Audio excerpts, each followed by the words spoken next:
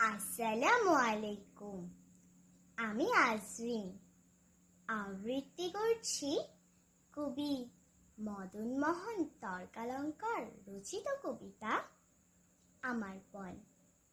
সকালে উঠিয়া আমি মনে মনে বলি, সারাদিন আমি যেন ভালো হয়ে চলি।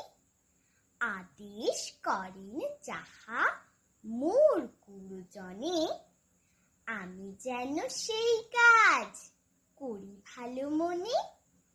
ভাই বোন সকলেরই যেন ভালোবাসি, একসাথে থাকি যেন সবে মিলেমিশি।